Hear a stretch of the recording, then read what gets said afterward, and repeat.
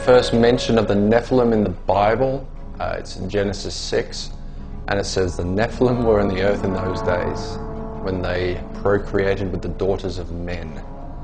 Now, I imagine when the Bible was written, people were supposed to know who the Nephilim were. Which brings up an interesting point, because how were people supposed to know this? Obviously there were other books around at the time that spoke of the Nephilim, and they were since lost.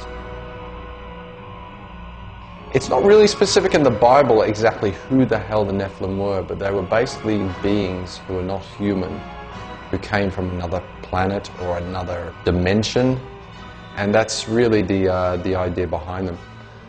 The Nephilim were also mentioned in other books not included in the Bible, like the Book of Enoch. The Book of Enoch is a discarded book of the Bible.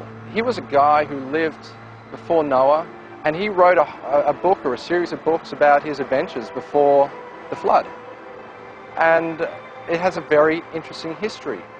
Enoch wrote about a race of beings called the Watchers, who existed in the land of Sumer. And Sumer is now modern-day Iraq. Around 9000 BC, these Watchers existed and interacted with men. And they were considered to be a race of blonde-haired giants, which is kind of cool, I guess. These were very interesting times because these Watchers, or angels as they may have also been called, were considered rebellious, and they were looking at the women on earth and thinking they were attractive, and they had sex with these women, and they produced a race of beings known as the Nephilim. There was kind of like a big genetic experiment going on, or so it's indicated in the Book of Enoch, because these Nephilim were often giants or creatures that were just bizarre and strange looking. And there was a real push in those times for people to prove their bloodline, to prove that they weren't part of the Watchers, or their lineage did not go back to the Watchers. And they thought actually Noah may have been a Nephilim at one point because he was born with blonde hair or he was very white. But he had to prove that his bloodline was not of the caste of the Watchers. And that's why God spared him and his family. So we have to ask ourselves, why is the Book of Enoch not considered a part of the Bible?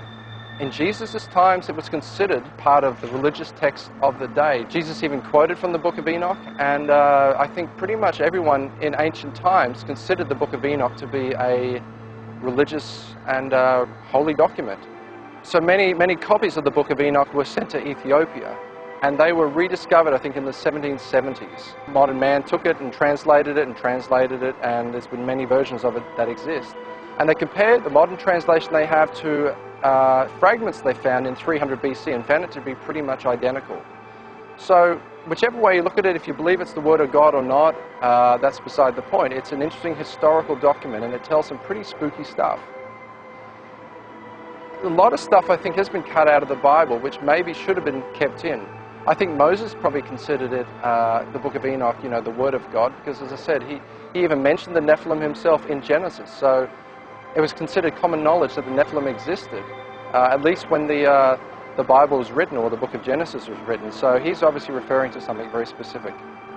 And the interesting thing was, the Nephilim, as it says in Genesis, were not wiped out. They existed after the Great Flood as well. So, I mean, there was a lot of strange things going on that are kind of mysterious to us. And that's why I think the whole thing's very interesting, and it's worth investigating and studying.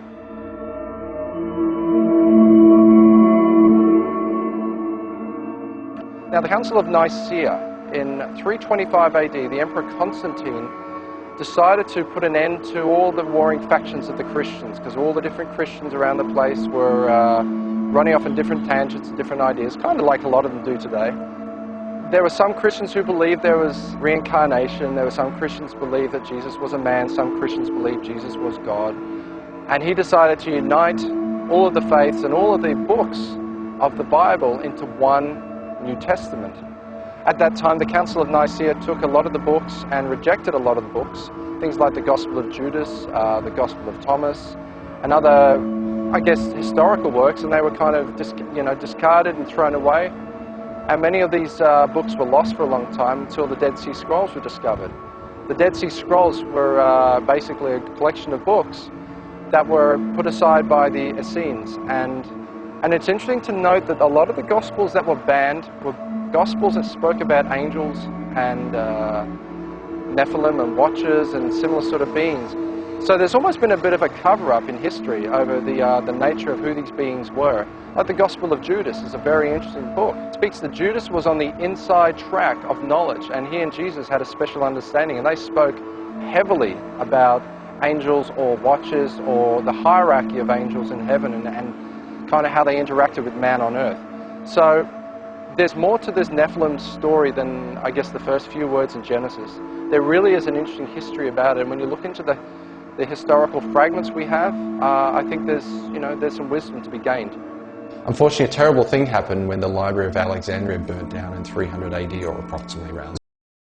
Of thousands of scrolls which contain the knowledge of the ancients were contained in this Library of Alexandria, and it was a terrible, terrible thing, because all this incredible knowledge was lost. And of course it would include things like ancient books talking about the Nephilim and stuff like that. So we only have fragments. We're left with small pieces to try and put it all together. So I've taken some of those fragments and expanded on the idea.